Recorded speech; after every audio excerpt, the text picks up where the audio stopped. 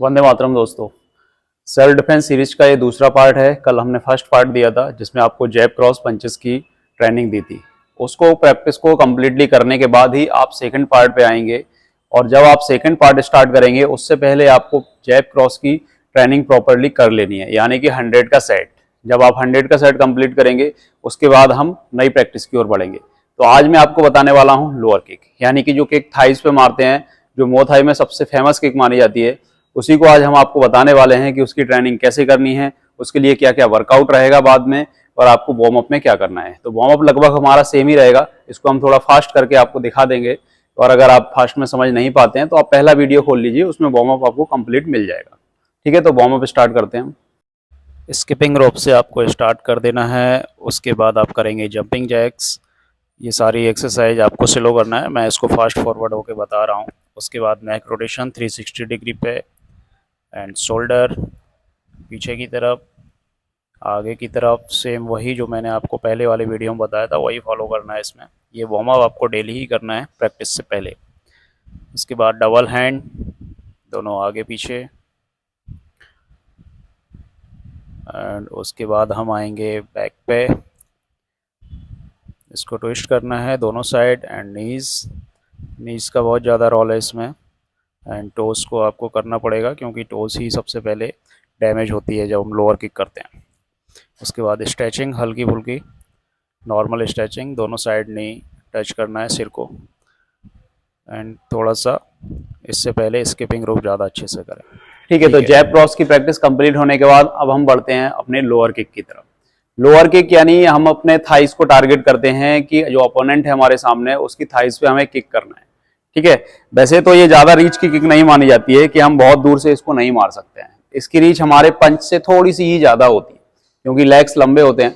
तो हमें क्या करना है कि जब हम लोअर किक के लिए रेडी हो रहे हैं तो सबसे पहले हमारा स्टांस वही रहेगा, आगे की तरफ वेट और घुटने हल्के से मुड़े हुए, और जो वेट रहेगा हमारा यानी पैर के टोस पे रहेगा। बिल्कुल हम जब टोस पे वेट रखेंगे इस तरीके से, ठीक है, उसके बाद हम ट्राई करेंगे कि जब हम किक करने के लिए आगे बढ़ रहे हैं तो हमारा पैर हल्का सा मुड़ना चाहिए, यानी नीचे वाला 90 डिग्री पे टर्न होगा, और उसके बाद हम किक को थ्रो करेंगे। तो सबसे पहले आपको इसे एयर में ट्राई करना है, वो भी बिल्कुल स्लो में। ठीक है, मैं आपको दिखा देता हूं कि इसको कैसे करना है। एंड बैक, ठीक है, इसमें एक चीज याद रखना, जब हम किक को थ्रो करेंगे सामने तब हमारा ये नीचे वाला पैर 90 डिग्री इस तरीके से मुड़ जाना चाहिए, क्योंकि अगर ये 90 डिग्री नहीं मुड़ेगा तो फिर हमें यहाँ पे क्रैम्प आने का डर रहता है और हमारे घुटने में प्रॉब्लम हो जाएगी, जो कि आगे चल के एक बड़ा सा दर्द बैठ जाएगा। तो जैसे ही हम मुड़े, किक थ्रो किया, एंड बैक एंड रिटर्न। लेकिन हम इसको कई बार क्या मारते हैं, मुंह थाई में देखते हैं कि वो लोग इसको टर्न करके मारते हैं।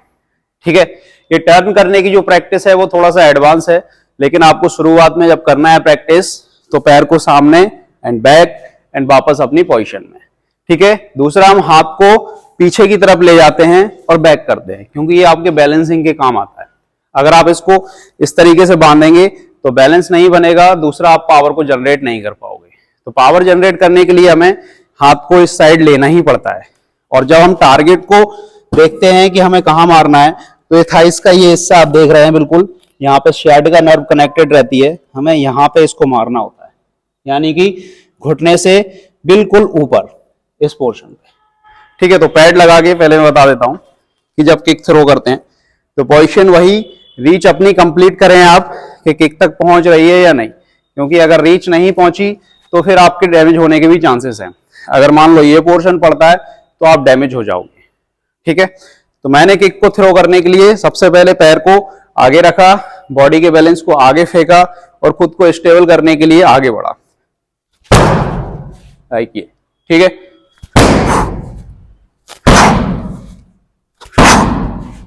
ये किक थ्रो करने का तरीका है फास्ट में। अब इसको स्लो में देखते हैं। पैर twist, kick throw and back, पैर twist, kick throw and back. ठीक है, यही पोजीशन आपको बार बार ट्राई करनी है। अगर आप इसको बिल्कुल भी सीरियस लेके नहीं करोगे और इस तरीके से पैर रख के ये हिट करोगे तो आपकी इंजरी यहां भी होगी और आपकी इंजरी यहां भी होगी। दो पोर्शन पे आपको इंजरी होना ही है। ठीक है। तो ध्यान वही रखना है कि जब हम पैर मारें तो हमारा पैर एकदम फ्लैट होना चाहिए। अगर पैर फ्लैट नहीं हुआ या हमने इसको अंगूठे को इस तरीके से मार दिया तो फिर हमारा ये अंगूठा फ्रैक्चर हो जाएगा यहां से, ठीक है। ये चीज ध्यान रखना। तो पैर एकदम फ्लैट एंड बैक, क्योंकि वो उसकी फोर्स से वापस ही आ जाएगा।